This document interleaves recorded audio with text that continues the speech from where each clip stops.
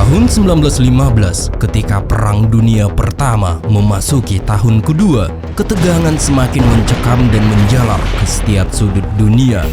Dalam episode ini, kita akan menyaksikan kengerian perang Parit yang brutal, yang menggunakan senjata kimia untuk pertama kalinya dalam sejarah. Pada masa inilah, strategi perang berubah drastis. Medan pertempuran tak lagi hanya soal peluru dan bayonet, melainkan menjadi ladang kematian yang dipenuhi oleh ledakan artileri dan kabut gas beracun. Ribuan tentara harus menerima kenyataan pahit. Wajah mereka hancur oleh serpihan logam dan luka bakar kimia yang mengerikan. Namun penderitaan mereka tak berhenti di tubuh. Trauma mendalam mengoyak jiwa, meninggalkan bekas luka yang tak kasat mata namun abadi. Di tengah penderitaan yang luar biasa ini, semangat bertahan hidup dan keberanian mereka diuji hingga batas terakhir. Sementara itu, di parit-parit pertahanan yang kotor dan sempit, para prajurit hidup berdampingan dengan tikus-tikus yang berkeliaran di antara mayat. Tikus-tikus itu menggerogoti tubuh-tubuh tak bernyawa, menyebarkan penyakit yang memperparah penderitaan di garis depan. Dan inilah sejarah kelam Perang Dunia Pertama.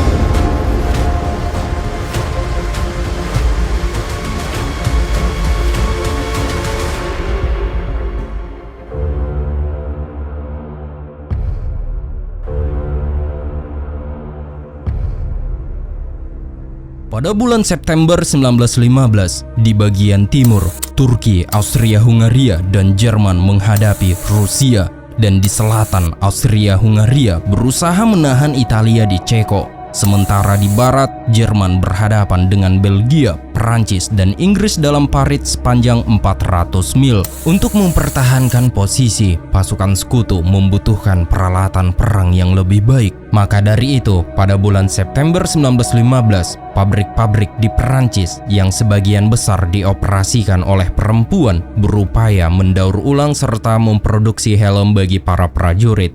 Saat itu mereka ditargetkan untuk membuat 20 juta helm dengan standar ketahanan yang mampu menahan serangan dari pecahan peluru meriam. Di antara para pekerja wanita ini, terdapat sebuah rekaman yang menunjukkan salah satu dari mereka meninggalkan sebuah catatan di dalam helm yang ia buat. Pesan sederhana itu ditulis untuk memberikan semangat kepada prajurit yang akan mengenakannya, sebagai pengingat bahwa di balik medan perang yang kejam, masih ada harapan dan doa yang menyertai mereka. Selain helm baru, para prajurit juga menerima seragam baru berwarna biru ufuk, dirancang agar mereka dapat membaur dengan langit saat terjadi serangan. Banyak dari mereka merasa senang dengan perubahan ini, karena seragam baru terasa lebih nyaman dan memberikan perlindungan lebih baik dibandingkan seragam sebelumnya. Namun di balik kegembiraan ini, terselip kekhawatiran. Bagi sebagian prajurit, seragam baru bukan sekedar perlengkapan perang, tetapi juga pertanda bahwa konflik ini akan terus berlanjut dan perang masih jauh dari kata berakhir. Meskipun pasukan Perancis dan sekutunya mendapatkan helm baru yang lebih kuat, mereka tetap kalah kelas dibandingkan dengan helm pasukan Jerman yang dikenal dengan nama Stahlhelm. Helm baja ini menjadi simbol prajurit Jerman dan dianggap sebagai perlengkapan perlindungan yang jauh lebih unggul. Dibandingkan dengan helm pasukan sekutu, Stahlhelm memiliki desain yang lebih lebar, memberikan perlindungan lebih baik bagi kepala, leher, dan bagian samping wajah. Bentuknya yang kokoh membuatnya lebih efektif dalam menahan pecahan peluru dan serpihan artileri, dan juga ini merupakan sesuatu yang sangat penting dalam perang Parit.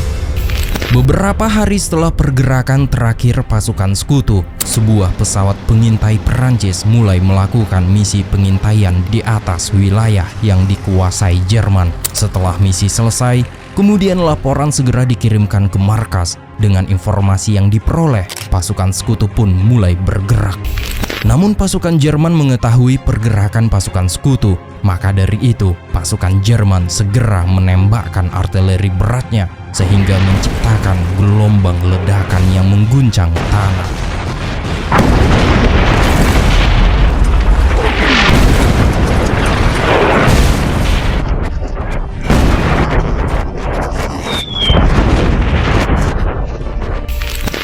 Pertempuran artileri ini menuntut para prajurit untuk mempertahankan wilayah yang mereka kuasai dari setiap serangan. Bahkan ketika wilayah tersebut dibombardir dengan gas beracun, mereka harus tetap mempertahankan wilayahnya.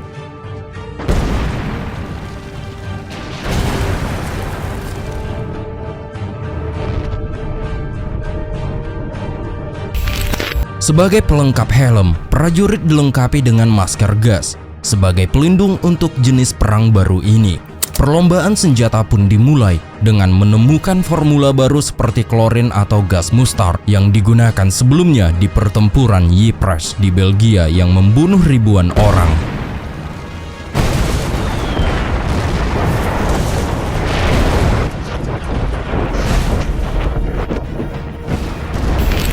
Dalam pertempuran yang melibatkan gas beracun, banyak tubuh prajurit berubah menjadi ungu. Mereka meronta-ronta mencari udara, merintih kesakitan karena dada dan perut mereka terbakar akibat gas beracun serta serpihan proyektil.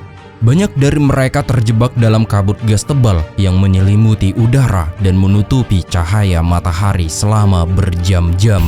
Salah satu rekaman memperlihatkan barisan prajurit Kanada berjalan tertatih, saling memegang bahu satu sama lain. Mata mereka mengalami kebutaan akibat paparan gas beracun. Tragedi seperti ini menyadarkan dunia akan kekejaman bentuk peperangan modern. Menghadapi keganasan metode baru ini, Komite Palang Merah Internasional segera melayangkan protes keras. Padahal sejak Konvensi Den Haag tahun 1899, penggunaan senjata kimia termasuk gas beracun telah dilarang secara internasional. Namun kenyataannya, larangan ini diabaikan. Masing-masing pihak yang bertikai tetap memanfaatkan gas beracun sebagai senjata, mengutamakan kemenangan di atas hukum kemanusiaan. Mengetahui keganasan bentuk perang yang baru ini, militer Perancis mulai menyempurnakan peralatan perlindungan diri. Pada tahap awal, mereka menggunakan kapas sebagai penyaring nafas dan sehelai kain yang dibasahi urin prajurit dengan harapan dapat menetralisir gas klorin. Namun metode ini terbukti tidak efektif. Sebagai respon, mereka mengganti perlengkapan tersebut dengan kacamata pelindung dan penyaring anti kimia yang lebih tebal. Sayangnya, sistem ini pun masih jauh dari sempurna. Akhirnya dikembangkanlah penutup kepala penuh, semacam tudung pelindung yang menutupi seluruh wajah. Meski memberikan perlindungan lebih baik, alat ini membatasi pandangan dan membuat para prajurit kesulitan untuk bernafas. Beberapa hari kemudian, pasukan sekutu menemukan jasad seorang prajurit Jerman yang mengenakan topeng gas karet yang dilengkapi dengan penyaring karbon. Topeng ini dikenal dengan Gummy Mark. Temuan ini membuat mata komando sekutu terhadap efektivitas perlindungan yang dimiliki musuh. Dari sinilah mereka mulai meniru desain masker tersebut yang kemudian menjadi dasar pengembangan pelengkapan gas yang lebih andal di kalangan pasukan sekutu. Kini para prajurit di kedua belah pihak hidup dalam teror gas beracun. Aroma menyengat membuat banyak dari mereka terguncang secara mental, bahkan menjadi gila karenanya. Meski telah dibekali perlindungan, rasa takut tetap menghantui setiap hembusan napas. Namun dengan alat pelindung yang semakin membaik, mereka mampu mempertahankan posisi masing-masing. Akibatnya, garis depan pun tetap mandek atau tidak bergerak selama berbulan-bulan. Sementara di sisi barat, Jerman berhasil menguasai hampir seluruh wilayah Belgia dan 10 provinsi di Perancis, termasuk kota-kota strategis seperti Lille, Cambrai, dan Saint-Quentin. Dan menariknya, pasokan logistik pasukan Jerman di medan tempur justru lebih baik dibandingkan keluarga mereka sendiri yang tinggal di Brandenburg dan Saxony. Sementara itu, rumah-rumah mewah di desa-desa yang jauh dari garis depan diduduki oleh para perwira tinggi Jerman. Lokasi-lokasi ini aman dari dentuman artileri dan hiruk-pikuk parit, menjadi tempat perlindungan sekaligus simbol kekuasaan. Seperti halnya di pihak lawan, dalam setiap barisan yang bertikai, sistem kasta militer tetap berlaku. Para perwira hidup nyaman jauh dari medan pertempuran, sementara para prajurit biasa harus bertahan hidup di tengah lumpur, peluru, dan gas beracun.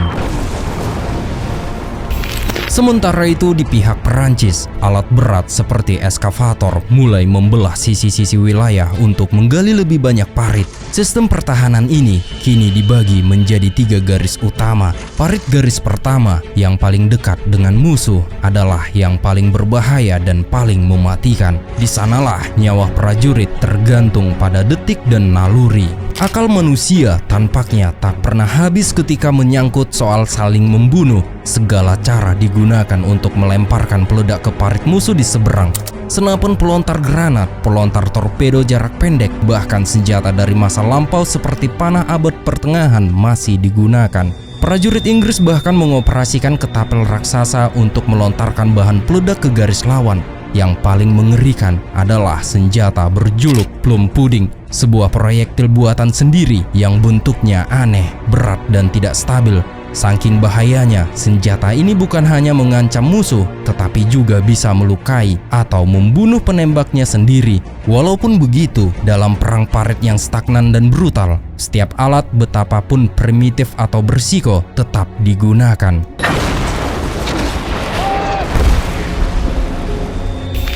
Ketika tembakan dan ledakan berhenti, itulah satu-satunya waktu bagi para prajurit di garis depan untuk menarik nafas sejenak. Mereka memanfaatkan jeda singkat ini untuk bermain kartu, menulis surat kepada keluarga, atau sekedar mengalihkan kecemasan dengan memegang dan memainkan benda apapun yang bisa ditemukan di sekitar mereka.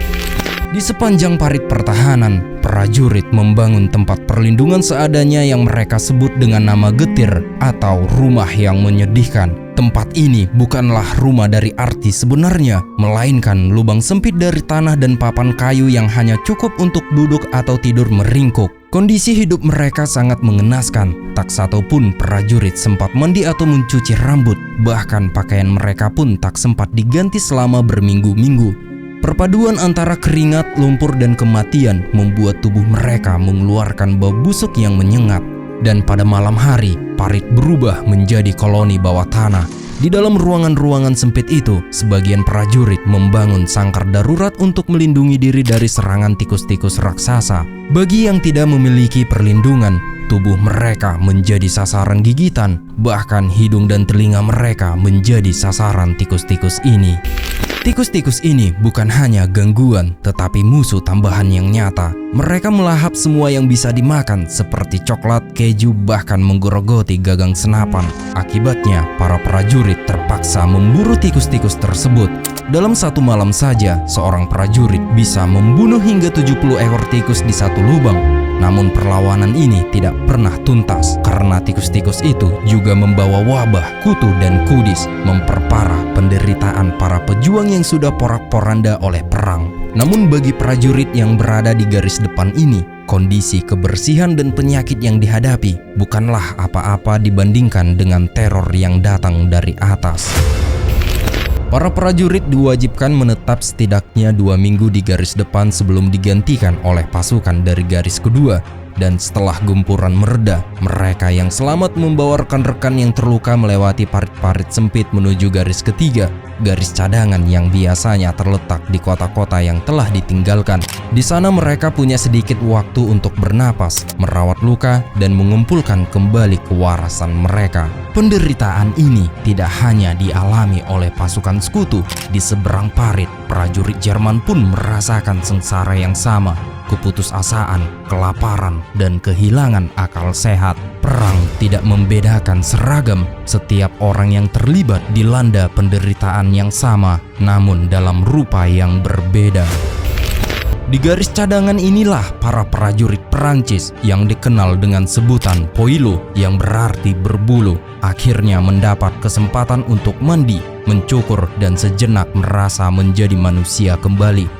Julukan poilu mencerminkan sosok mereka yang keras, kotor, dan berlumur lumpur perang. Dalam kondisi fisik dan mental yang nyaris menyerupai makhluk liar, mereka menjadi simbol tragis dari peradaban yang runtuh di tengah parit-parit kematian. Poilu bukanlah monster sungguhan, tetapi wujud manusia yang direduksi oleh perang hingga hanya menyisakan satu hal paling mendasar, yaitu kemampuan untuk menderita. Bulan September pun berakhir dan kini kita memasuki bulan Oktober dengan udara yang semakin dingin dan langit yang semakin suram. Namun di Balkan, situasi sangat berbeda. Blok sentral yang terdiri dari Jerman, Austria-Hungaria, dan Bulgaria yang baru saja bergabung dalam perang melancarkan serangan gabungan terhadap Serbia. Dalam waktu hanya sebulan, pasukan Serbia yang sudah kelelahan dipukul mundur. Kota-kota jatuh satu persatu dan kekuatan Serbia mulai hancur di hadapan gempuran dari 3 arah. Dan sebagai respon, Perancis dan Inggris membuka front baru di Salonika di Yunani Utara. Tujuan mereka jelas, memperkuat Serbia dan menarik Yunani agar berpihak pada sekutu. Pada pagi hari tanggal 12 Oktober 1915, kapal-kapal kargo yang mengangkut pasukan Perancis mulai bergerak menuju pelabuhan Salonika di Yunani. Setibanya mereka di sana, para prajurit segera mendarat dan menurunkan perlengkapan perang, termasuk kuda-kuda tempur, dan dalam waktu singkat, mereka mulai mendirikan markas di sebuah kantong pertahanan seluas sekitar 100 mil persegi yang dikelilingi oleh lingkaran artileri berat. Pasukan ini kelak dikenal sebagai pasukan Oregon, sebuah satuan campuran yang terdiri dari prajurit Inggris, Perancis, Serbia, Montenegro, Italia, Rusia, serta pasukan kolonial dari Tonkin, Vietnam Utara, wilayah Indochina Perancis. Tujuan utama mereka adalah melancarkan ofensif besar-besaran terhadap Bulgaria yang saat itu telah bergabung dengan blok sentral dan menyerang Serbia dari arah timur. Namun sebelum peluru pertama ditembakkan, pasukan gabungan ini harus menghadapi musuh yang tak kalah mematikan, yaitu alam. Suhu udara mencapai 105 derajat Fahrenheit, sekitar 40 derajat Celcius, dan medan penuh rawa menjadi sarang lalat serta nyamuk malaria. Dalam waktu singkat, lebih dari 6.000 prajurit tewas akibat penyakit ini. Dan tragisnya, misi pasukan Oregon sejak awal bukan dirancang untuk pertempuran frontal di medan yang asing, melainkan sebagai langkah politik dan simbolik untuk menjaga pengaruh sekutu di Balkan, serta mencegah dominasi blok sentral atas kawasan tersebut. Keputusan untuk mengirim pasukan ke Salonika lebih dipengaruhi oleh tekanan diplomatik daripada pertimbangan militer yang matang. Banyak komandan lapangan menganggap pengerahan ini sebagai kesalahan strategis. Mereka melihat bahwa pasukan ekspedisi tersebut akan jauh lebih efektif jika ditempatkan di front barat yang merupakan tempat peperangan utama yang sedang berkecamuk. Sementara itu, di London, Raja George kelima mulai gelisah. Ia mendengar desa-desu di dalam kabinet yang mempertimbangkan penarikan pasukan dari Salonika. Kekhawatirannya terhadap nasib prajurit Inggris yang tersebar di berbagai garis depan dunia. Bagi Raja George kelima dan para kepala negara lainnya yang terlibat dalam perang besar ini, hanya satu pertanyaan yang terus bergema, yaitu bagaimana menghentikan pembantaian ini. Setelah 18 bulan pertempuran tanpa henti, lebih dari 5 juta orang telah tewas. Meskipun begitu, tragedi yang begitu besar melanda, tak satu pun pihak bersedia untuk mundur. Bagi banyak pemimpin, perdamaian bukan lagi sekedar soal diplomasi, melainkan soal harga diri nasional. Para janda dan keluarga korban tidak meminta damai, mereka menuntut pembalasan. Ditambah lagi, selama peperangan, tak terhitung nyawa telah melayang dan kerugian material membengkak hingga tak terkira. Biaya perang begitu mahal, hingga satu-satunya cara untuk merasa tidak kalah adalah memastikan bahwa musuh membayar lebih mahal lagi. Maka dari itu, meskipun dunia sudah porak-poranda, perang harus tetap berlanjut. Pada tanggal 6 Desember 1915, para pemimpin militer dan politik dari Perancis, Inggris, Belgia, Rusia, dan Italia berkumpul dalam sebuah konferensi penting di Chantilly dekat Paris. Pertemuan ini digelar untuk mengevaluasi kegagalan strategis masing-masing negara selama 18 bulan pertama perang dan merancang pendekatan yang lebih terkoordinasi ke depannya. Mereka membahas kelemahan dalam komunikasi antar front serta dampak destruktif dari serangan sepihak yang tidak pernah menghasilkan kemenangan nyata. Setelah perdebatan panjang, akhirnya semua pihak sepakat untuk meningkatkan koordinasi militer lintas negara, menghentikan pemborosan sumber daya dalam serangan yang dilakukan secara terpisah, dan mulai merancang ofensif besar-besaran secara bersamaan. Hasil dari konferensi ini adalah keputusan strategis untuk mengorganisir serangan gabungan besar antara pasukan Anglo-Perancis pada musim panas 1916, sebuah rencana yang kelak akan dikenal sebagai Pertempuran Somme. Rencana besar sekutu untuk menyerang di Somme ternyata telah bocor. Informasi dari mata-mata Jerman sampai ke tangan Jenderal Erich von Falkenhayn, Kepala Staf Umum Jerman. Mengetahui Inggris dan Perancis tengah mempersiapkan ofensif besar, Falkenhayn memutuskan untuk mengambil inisiatif lebih dulu. Strategi Jerman menyerang terlebih dahulu di sektor lain. Pilihannya jatuh pada Verdun, kota benteng kuno di tepi sungai Meuse. Perancis menganggap sektor ini aman sehingga banyak artileri berat dipindahkan ke wilayah lain. Pasukan penjaga pun dikurangi dan tanpa sepengetahuan Perancis, Jerman diam-diam telah mengumpulkan pasukan dan meriam berat hanya 12 mil dari Verdun. Kemudian Erich von Falkenhayn mengutus salah satu pasukan pengintai terbaiknya untuk melihat rute terbaik menuju Verdun. Dia adalah Hermann Göring, yang nantinya 25 tahun ke depan Hermann Göring akan menjadi pejabat tinggi di partai Nazi. Beberapa hari kemudian, Hermann kembali dari misi pengintainya dan melaporkan jalur terbaik menuju Verdun. Ia menjelaskan bahwa akses menuju kota tersebut sangat menguntungkan bagi Jerman, terutama karena keberadaan pos pengamatan alami seperti puncak The Roman, dan ditambah lagi sisi-sisi yang tertutup hutan memungkinkan Jerman memindahkan pasukan dan artileri secara tersembunyi. Dengan strategi ini, Jerman berencana memukul mundur pertahanan Perancis dan merebut titik-titik tinggi yang dijaga oleh benteng-benteng, termasuk Douaumont, salah satu benteng terbesar di sekitar Verdun. Falkenhayn memahami bahwa benteng-benteng ini kini lemah karena sebagian besar meriam dan pasukan telah dialihkan ke front Somme. Ia yakin bahwa Jerman bisa mendorong pasukan Perancis mundur ke tepi sungai Meuse, di mana mereka akan terjebak, terkepung, dan terputus dari bantuan, dan rencana Falkenhayn ini disebut dengan Operation Penghakiman. Seperti yang telah diketahui, Jerman berperang di dua front, timur melawan Rusia dan barat melawan Perancis serta Inggris. Untuk memenangkan perang, mereka harus menggunakan pasukan secara efisien dan mematahkan kekuatan Perancis dalam satu pukulan besar. Dan caranya melalui hujan peluru artileri dalam skala yang belum pernah terjadi sebelumnya. Kali ini Jerman memiliki sumber daya yang cukup. Daya tembakan artileri mereka diperkuat secara signifikan, jauh melampaui kekuatan yang mereka miliki pada tahun 1914. Pabrik-pabrik baja raksasa seperti Krupp bekerja tanpa henti, memperkerjakan lebih dari 100.000 pekerja untuk memproduksi ratusan meriam berat setiap bulan, meriam yang kini diarahkan ke Verdun. Pasukan Jerman juga memiliki jaringan kereta api yang kompleks dan berkembang, tidak seperti orang Perancis di Verdun yang terisolasi. Dan untuk mendekati zona konflik sedekat mungkin, rel kereta api Jerman diperpanjang beberapa kilometer, sehingga ratusan kereta api dapat membawa prajurit ke garis depan. Dan kini 2,5 juta peluru disembunyikan hanya 2 kilometer dari parit pertahanan Perancis. Dan amunisi ini cukup untuk melakukan serangan artileri tanpa henti selama 6 hari.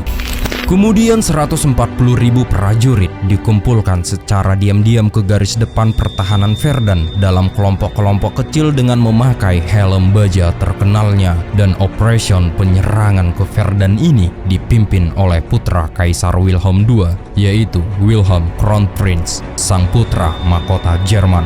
Di bagian utara Verdun, 10 km dari benteng Douaumont dan hutan Caures yang berada di garis depan Perancis, pasukan Jerman telah mempersiapkan semuanya untuk penyerangan. Sementara itu di Verdun, kota ini terlihat tenang seperti aliran air sungai Meuse yang mengalir tenang. Sebagian besar penduduk di kota Verdun ini telah mengungsi ke pedesaan sejak awal perang, meninggalkan kota yang kini dihuni oleh pasukan penjaga dan beberapa staf militer. Saat itu pasukan-pasukan penjaga pos yang merasa bahwa kota Verdun jauh dari peperangan membuat penjaga pos dapat bersantai dan beristirahat.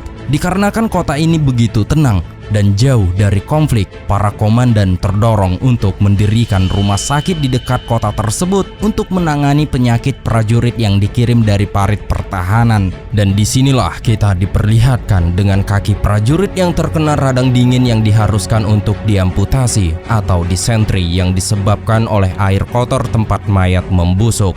Kembali lagi ke hutan Kauras. Akibat kurangnya pengawasan di sektor ini membuat pasukan Perancis berjalan tanpa beban dan tanpa disadari bahwa beberapa meter di depan markas mereka, pasukan Jerman telah memusatkan kekuatan mereka secara diam-diam. Pasukan Perancis di sektor ini dipimpin oleh seorang tokoh veteran, Kolonel Emil Drian, berusia 61 tahun. Seorang mantan anggota parlemen dan patriot yang sangat dihormati, Drian bukan hanya pemimpin militer, tetapi juga simbol semangat juang Perancis. Kolonel Emil Drian ditempatkan di sektor Verdun yang kala itu dianggap tenang. Ia memimpin sekitar 2.200 prajurit infanteri ringan yang dikenal sebagai Sarcer atau pemburu.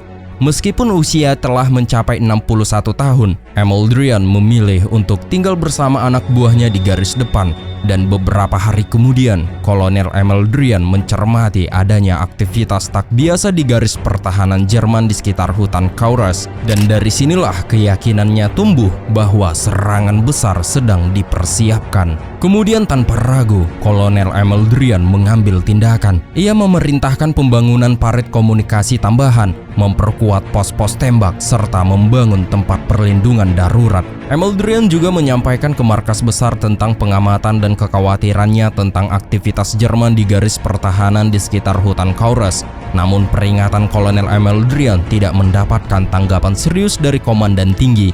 Kekhawatirannya dianggap berlebihan dan laporan-laporannya diabaikan. Merasa frustasi, Emil Drian mengambil langkah yang tidak biasa. Untuk sementara, ia melepaskan jabatannya sebagai perwira garis depan dan mengenakan kembali seragam wakil rakyatnya di parlemen. Dengan identitasnya sebagai anggota Majelis Nasional, ia pergi untuk menghadap langsung kepada Komisi Angkatan Darat. Dan di hadapan Panglima tertinggi, Jenderal Joffre, Kolonel Emil Drian menyampaikan kekhawatiran mendesaknya bahwa Jerman sedang memusatkan kekuatan besar di sekitar Verdun dan akan segera menyerang. Ia memohon agar pertahanan di sektor tersebut diperkuat sebelum semuanya terlambat. Namun seperti sebelumnya, pesannya lagi-lagi tidak mendapatkan tindakan yang nyata. Bahkan bagi Joffre, pertempuran sesungguhnya adalah pertempuran di Somme. Beberapa hari setelah pengamatan Emil Drian diabaikan, sebuah informasi penting datang dari arah yang tak terduga. Seorang pembelot Jerman, mantan anggota Resimen Infanteri ke-143, berhasil menyelinap ke posisi Perancis di hutan Kauras. Ia membawa kabar yang mencengangkan, yaitu pasukan Jerman tengah mempersiapkan serangan besar-besaran terhadap Verdun, dan serangan itu dimulai tepat pukul 5 pagi. Kolonel Emil Drian mendengarkan laporan itu dengan penuh perhatian. Ia tahu bahwa waktu mereka sangat sedikit. Setelah berminggu-minggu hanya mendapatkan firasat dan aktivitas mencurigakan musuh, kini ia mendapatkan informasi yang pasti. Seketika itu juga, Emil Drian menyadari bahwa situasi di hutan Kauras adalah titik awal dari badai besar yang akan mengguncang seluruh Perancis. Kemudian Kolonel Emil Drian dengan cepat ia memerintahkan para prajurit sorcernya untuk bersiap. Parit-parit pertahanan diperkuat semampunya, amunisi dibagikan, dan pesan-pesan terakhir dikirim ke pos komando. Tak ada lagi waktu untuk mengharapkan bala bantuan. Mereka harus bertahan dengan segala yang mereka punya. Namun badai salju yang tiba-tiba melanda kawasan Verdun menunda rencana serangan besar Jerman. Selama 2 hari penuh, hutan Kauras dan sekitarnya tertutup salju setinggi 50 cm. Akibat cuaca ini, artileri tertahan dan medan menjadi tak dapat dilalui. Namun bagi Kolonel Emil Drian dan pasukannya, ini adalah jeda yang sangat berharga. 2 hari nafas tambahan sebelum peperangan benar-benar meletus. Waktu singkat ini cukup untuk mengubah sikap komando tinggi Perancis, Jenderal Joseph Joffre, yang sebelumnya meremehkan peringatan tentang serangan Jerman, akhirnya memutuskan untuk bertindak. ia memerintahkan mobilisasi besar-besaran. Seluruh unit yang berada di sekitar Verdun, baik dari barak, cadangan, maupun yang baru kembali dari garis depan, harus segera bergerak ke wilayah pertahanan utama. Kemudian parit-parit digali lebih dalam lagi, serta memasang kawat berduri. Kota Verdun yang semula dianggap aman dan jauh dari pusat konflik, kini bersiap menjadi pusat dari salah satu pertempuran paling brutal dalam sejarah manusia. Sementara itu di sisi lain, tentara Jerman yang tertunda menyerang kini mulai menghabiskan sebagian jatah logistik mereka untuk bertahan dari cuaca dingin yang menggigit sambil menunggu perintah penyerangan. Sementara itu Kolonel Emeldrian yang menyadari betapa gentingnya situasi di hutan Kaures, hampir setiap hari ia mengingatkan kepada pasukannya bahwa serangan besar bisa datang besok pagi. Kata-kata itu menjadi semacam mantra gelisah yang menggema di benak para prajurit. Ia memerintahkan agar setiap orang tetap berjaga, senjata harus selalu dalam jangkauan, tak ada waktu untuk lengah. Semua pasukan Perancis di sektor ini diminta tetap siaga penuh siang dan malam, karena bagi Emeldrian ancaman itu bukan sekedar kemungkinan, melainkan kepastian yang hanya tinggal menunggu waktu. Kini tibalah saatnya. Pada pukul 7.15 pagi, tanggal 21 Februari 1916, ketika matahari mulai bersinar, serangan besar Jerman yang dimaksudkan untuk mengubah nasib perang mulai dilakukan.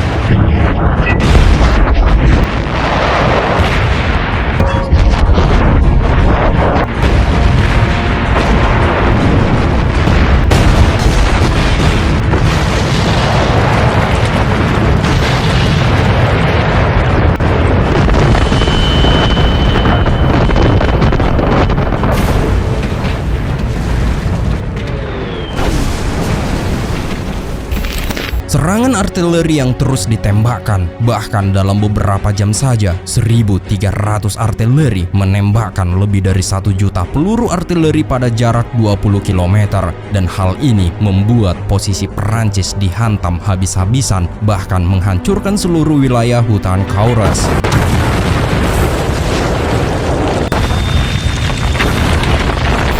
Pada pukul 5 sore, selama kurang lebih 10 jam rentetan tembakan artileri akhirnya mulai berhenti dan pasukan Jerman mulai maju untuk menguasai area dan memastikan bahwa tidak ada satupun musuh yang hidup. Sementara itu, pasukan Perancis yang selamat dari hujan artileri tidak kehilangan semangat juang mereka. Meski banyak rekan mereka yang gugur, para prajurit yang tersisa tetap berdiri tegak dengan keberanian yang tak tergoyahkan. Mereka melawan balik serangan Jerman dengan perlawanan sengit, walaupun harus menghadapi senjata mengerikan seperti pelontar api, alat baru yang menyemburkan gelombang api ke parit-parit dan bunker pertahanan.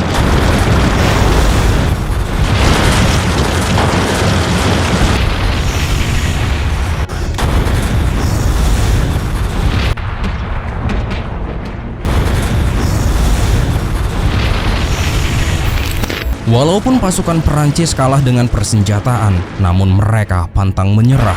Mereka maju tanpa gentar. Keberanian luar biasa ini mengejutkan pasukan Jerman yang tak menyangka bahwa di balik kehancuran total dan kobaran api masih ada prajurit Perancis yang memilih bertempur daripada mundur.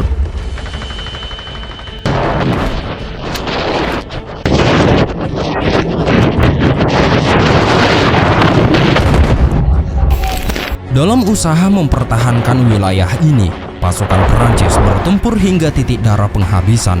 Namun menjelang malam, setelah pertempuran sengit tanpa henti, pasukan Jerman akhirnya berhasil merebut beberapa bagian jaringan parit pertahanan Perancis di hutan Kaures.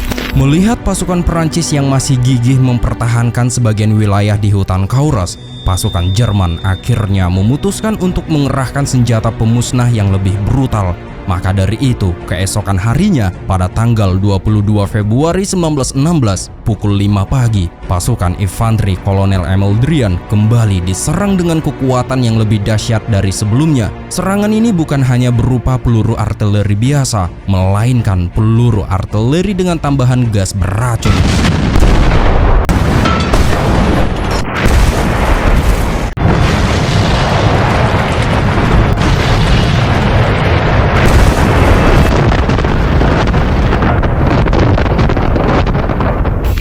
Mendapat serangan mematikan ini, pasukan Perancis di sektor hutan Cauros akhirnya terpaksa memilih untuk mundur.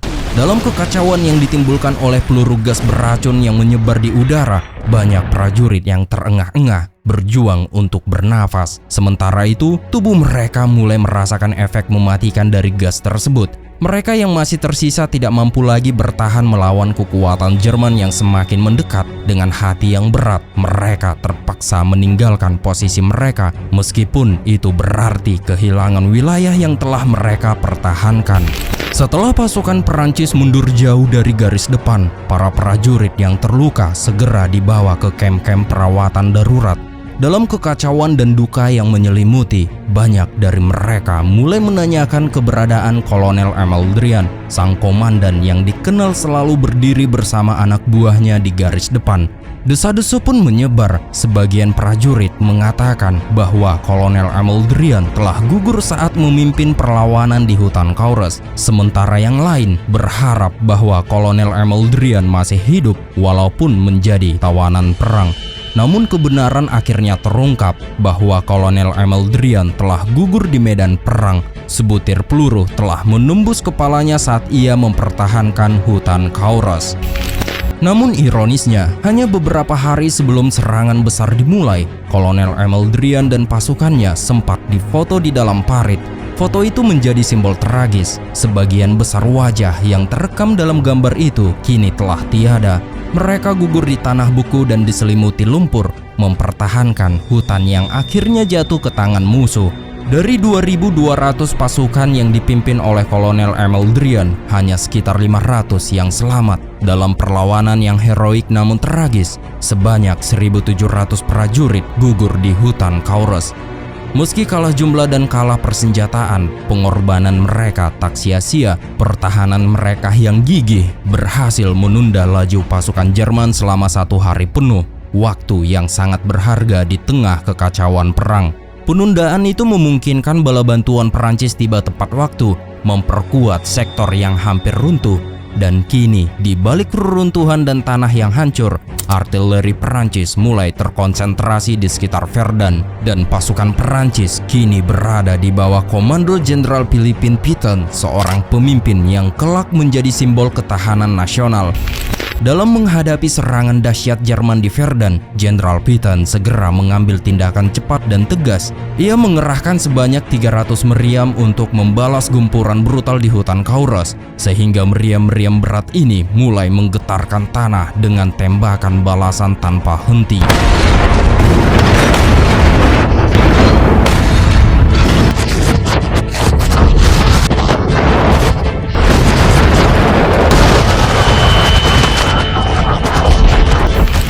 Mendapat serangan dadakan dari pasukan Perancis, pasukan Jerman terpaksa mencari tempat perlindungan.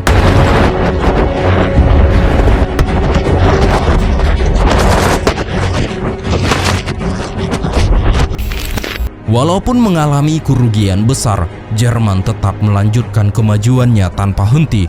Pada hari kedua serangan, tanggal 22 Februari 1916, Jerman menyerang Clos de Dupoivre dan sekarang mereka berjarak 5 km dari benteng Douaumont yang sulit untuk ditembus. Benteng Douaumont merupakan simbol kekuatan militer Perancis di kawasan Verdun yang berdiri megah dalam bentuk segi 6 raksasa, membentang selebar 400 meter dengan luas mencapai 3 hektar. Benteng ini dikelilingi tembok beton setebal 6 meter, sebuah konstruksi kolosal yang dirancang untuk menahan gempuran artileri terberat sekalipun. Di bawah permukaannya, lorong-lorong bawah tanah dibangun pada berbagai kedalaman.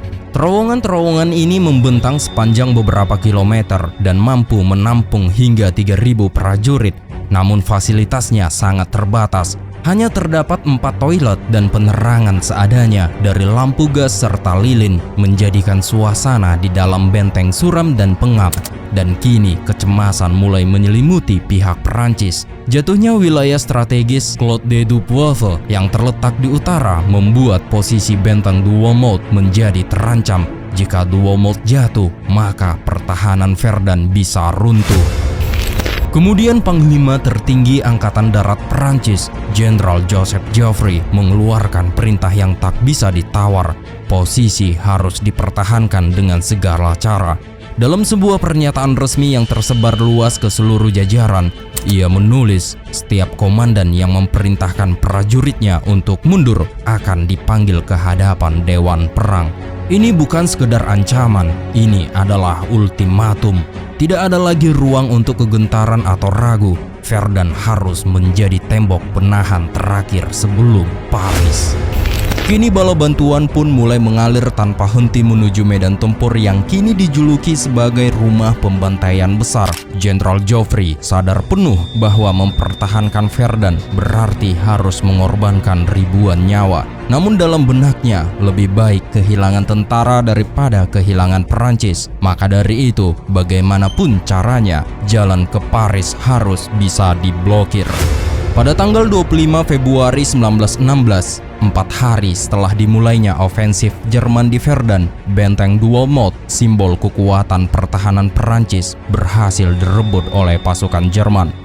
Kejatuhan benteng ini menjadi pukulan moral yang sangat besar bagi Perancis, karena Douaumont bukan hanya posisi strategis, tetapi juga lambang pertahanan nasional sejak Perang Perancis-Prusia tahun 1870. Pada tanggal 26 Februari, pasukan Jerman merayakan pencapaian tersebut. Para perwira memotret diri mereka di atas reruntuhan benteng, dan kru film militer merekam gambar-gambar untuk dijadikan propaganda kemenangan. Mereka menggambarkan benteng Douaumont sebagai benteng tak tertembus yang kini tunduk pada kekuatan militer Jerman.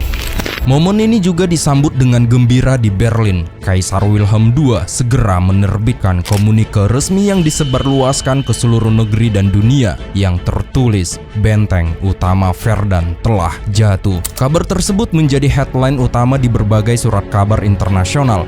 Di Inggris, Sunday Pictorial yang memiliki opla 2 juta eksemplar menyematkan judul besar di halaman depannya yang tertulis, "Apakah Jerman menang di Verdun?" Kejatuhan benteng Douaumont memicu kekhawatiran besar terhadap nasib Verdun bahkan juga dengan Paris.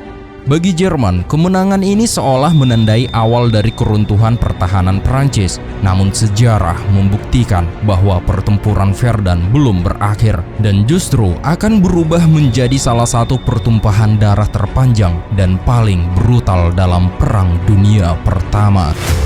Sementara itu, di Inggris, opini publik mulai dipenuhi kecemasan. Kejatuhan benteng Douaumont dianggap sebagai pertanda buruk. Banyak yang mulai percaya bahwa jika garis pertahanan Perancis di Verdun runtuh, seluruh front barat bisa ikut jatuh. Kekalahan Perancis akan berarti kekalahan sekutu secara keseluruhan. Raja George kelima pun ikut menyuarakan kekhawatirannya. Ia meyakini bahwa ketahanan Perancis adalah kunci kemenangan.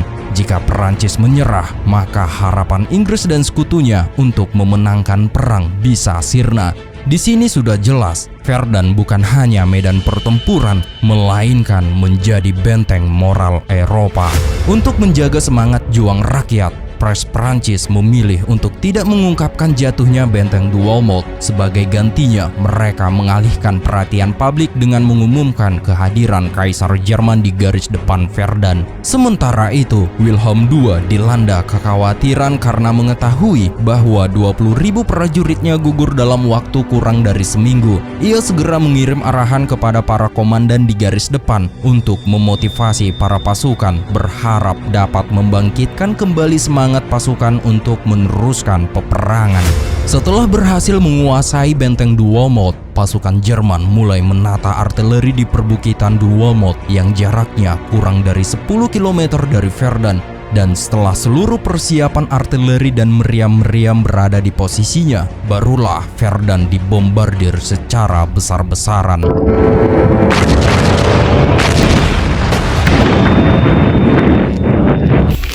Kini Verdun telah porak-poranda. Banyak bangunan hancur dan para penyintas berusaha mengevakuasi diri dari kota itu agar tembakan Jerman tidak menimbulkan lebih banyak korban. Sementara para komandan Perancis mulai menyadari betapa seriusnya situasi di Verdun. Sistem pertahanan yang mereka bangun terancam runtuh dan penduduk yang masih tersisa terpaksa meninggalkan rumah mereka. Dalam perjalanan, mereka melewati banyak tentara dan dokter yang sangat tertekan yang berjalan ke arah berlawanan menuju garis depan. Georges de Mille, seorang dokter bedah sekaligus penulis Perancis, bersama tim bedahnya berada di garis depan pertempuran. Mereka menghadapi tugas yang luar biasa berat. Mereka merawat orang, baik warga sipil maupun prajurit yang terluka.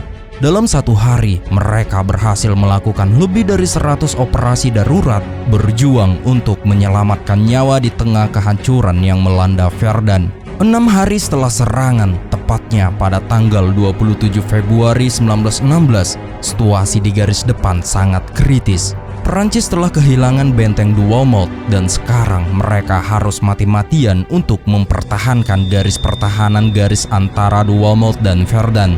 Resimen Infanteri ke-95 mencoba melawan, bahkan mencoba untuk menyerang terlebih dahulu.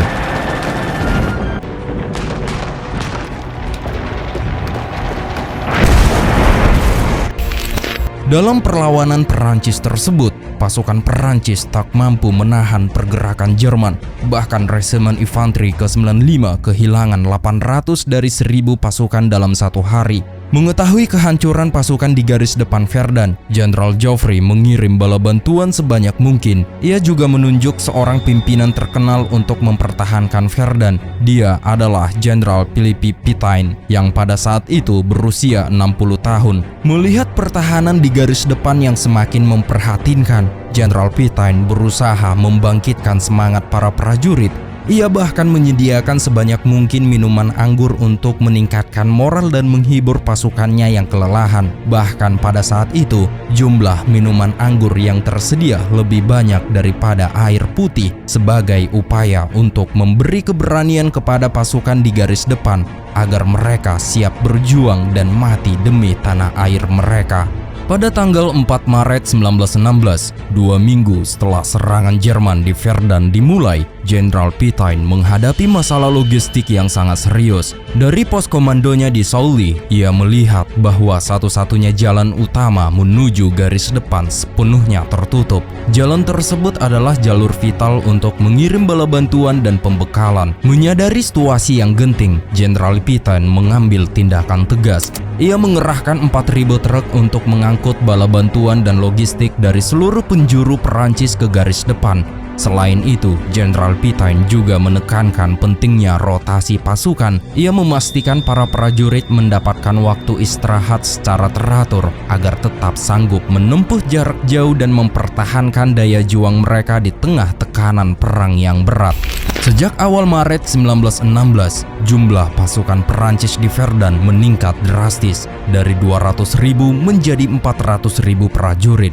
Dalam situasi genting ini, Jenderal Pétain memperkenalkan konsep yang ia sebut sebagai garis perlawanan, garis pertahanan yang membentang di sebelah kiri dan kanan Sungai Meuse, yang menurutnya tidak boleh dilewati oleh pasukan Jerman. Dan untuk memperkuat pertahanan, Jenderal Pétain membagi garis depan menjadi beberapa sektor, lalu menghubungkannya dengan jaringan komunikasi yang terorganisir.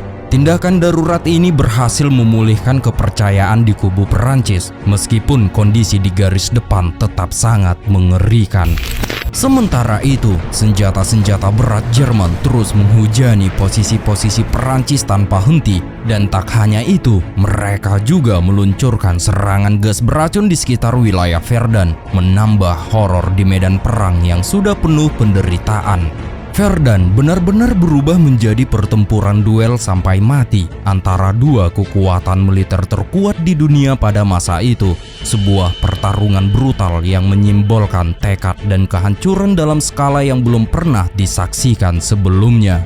Pasukan-pasukan Jerman yang belum mendapat waktu istirahat sejak serangan dimulai mulai menunjukkan tanda-tanda kelelahan parah. Banyak dari mereka tumbang di medan perang, bahkan sampai kehilangan kesadaran. Namun perintah tetap tegas dan tak mengenal ampun. Mereka harus terus maju. Pada tanggal 5 Maret 1916, tepat seminggu setelah jatuhnya benteng Duomolt, pasukan Jerman berhasil merebut sebuah desa yang terletak di belakang benteng tersebut. Desa itu kini telah porak-poranda akibat pertempuran sengit. Pasukan Perancis yang masih bertahan di sana akhirnya ditangkap dan menjadi tawanan perang. Pemimpin pasukan ini adalah Kapten Charles de Gaulle yang dinyatakan gugur di medan perang. Tidak ada kabar pasti tentang keberadaannya setelah pertempuran, dan laporan yang beredar menyebutkan bahwa ia tewas saat memimpin pasukan di garis depan. Bahkan Jenderal Pétain sempat menulis pernyataan resmi yang menyatakan bahwa Kapten Jenderal de Gaulle yang dikenal karena nilai intelektual dan moralnya yang tinggi telah gugur dalam pertempuran. Atas jasanya, ia pun sempat dianugerahi penghargaan Anumerta. Namun kenyataannya berbeda. Charles de Gaulle masih hidup. Ia tertangkap dalam keadaan terluka dan dibawa sebagai tawanan perang ke Jerman. Peristiwa ini menjadi awal dari masa tahanan panjangnya, sekaligus membuka bab baru dalam perjalanan seorang pria yang kelak menjadi tokoh besar dalam sejarah Perancis.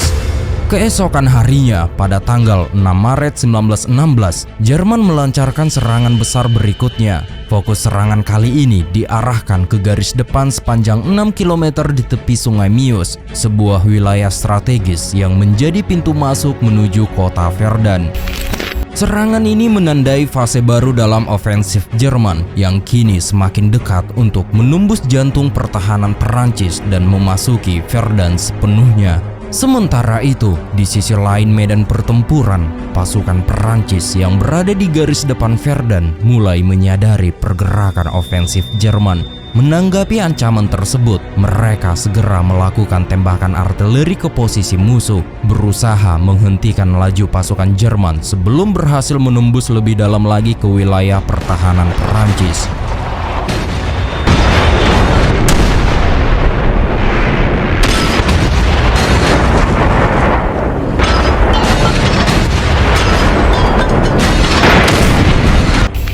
Serangan Jerman di Verdun dipimpin langsung oleh putra mahkota Jerman, Wilhelm Kronprinz, yang berharap dapat mencetak terobosan besar dalam waktu singkat.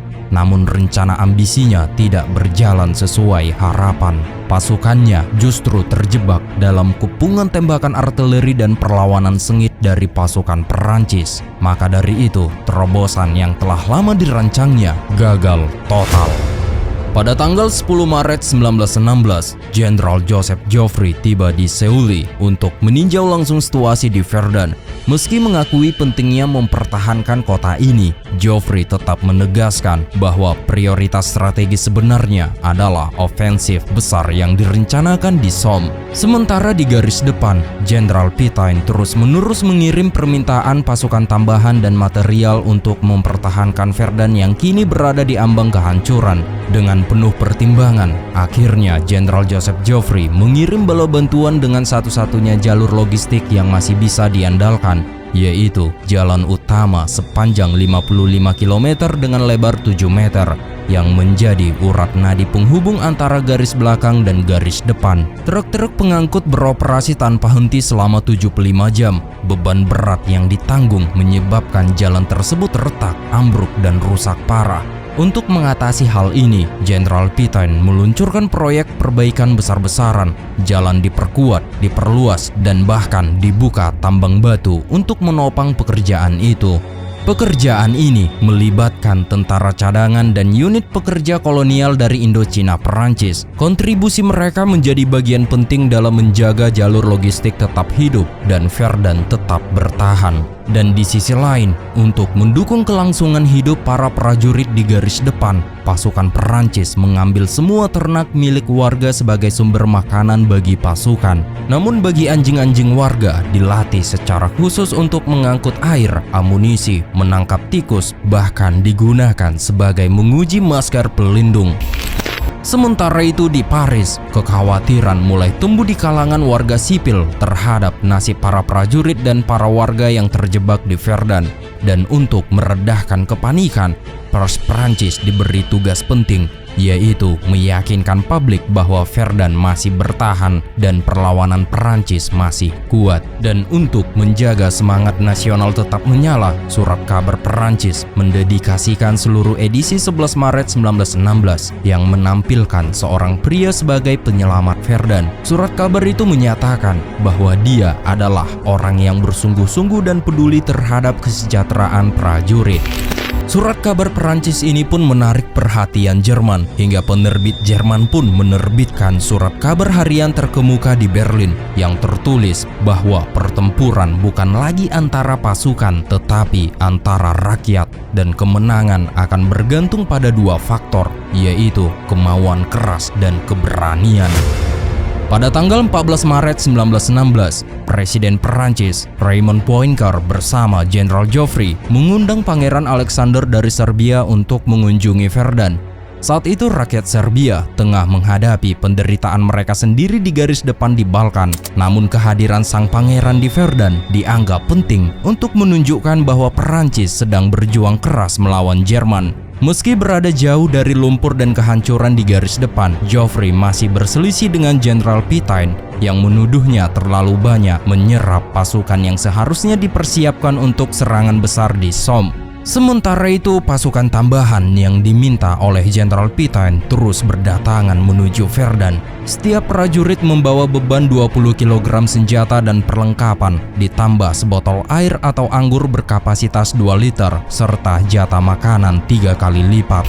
Perjalanan ke garis depan Verdun bagaikan neraka tanpa akhir, mendaki dari kaki bukit menuju puncak-puncak yang telah dihancurkan oleh artileri musuh. Dalam kondisi ini, banyak prajurit kehilangan arah, bahkan peta tidak lagi berguna karena jalur yang sering mereka lewati telah berubah total oleh ledakan.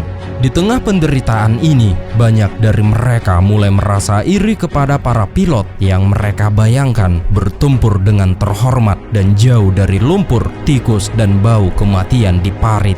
Namun kenyataannya berbeda. Pilot-pilot di medan tempur Verdun terlibat dalam pertempuran udara yang brutal dan sangat dekat. Mereka seringkali memburu dengan kecepatan tinggi dan seringkali saling menembak dari jarak hanya 10 meter. Pada awalnya, langit Verdun dikuasai oleh Jerman berkat pesawat tempur Fokker Endicott yang dilengkapi senapan mesin tersinkronisasi. Dominasi udara ini memudahkan Jerman melakukan pengintaian dan membombardir posisi Perancis. Namun situasi berubah ketika Jenderal Pétain mengerahkan pesawat tempur Nieuport 11. Nieuport mengimbangi bahkan melampaui Fokker. Pilot-pilot Perancis seperti Jean Navarre mulai menentang dominasi udara Jerman, menjadikan langit Verdun menjadi medan tempur yang baru. Kembalinya kendali udara ke tangan Perancis meningkatkan moral pasukan di darat dan memperkuat pertahanan mereka secara keseluruhan. Pilot yang berhasil menembak jatuh 5 pesawat musuh disebut ace. Ace yang paling disegani di Verdun adalah Letnan Jean Navarre yang pada saat itu berusia 21 tahun. Navarre adalah pembalap Perancis pertama yang meraih lebih dari 10 kemenangan di udara. Dia akan memenangkan 30 duel sebelum mengalami cedera serius. Dia seringkali disebut sebagai malaikat pelindung Hirsus atau penjaga Verdun. Kemudian pada tanggal 9 April 1916, Jerman kembali melancarkan serangan dahsyat. Kali ini secara bersamaan di kedua tepi sungai Meuse, dan brigade artileri Jerman tak henti-henti menghujani garis depan Perancis siang dan malam tanpa jeda, menciptakan guncangan terus-menerus yang mengoyak tanah dan semangat para prajurit.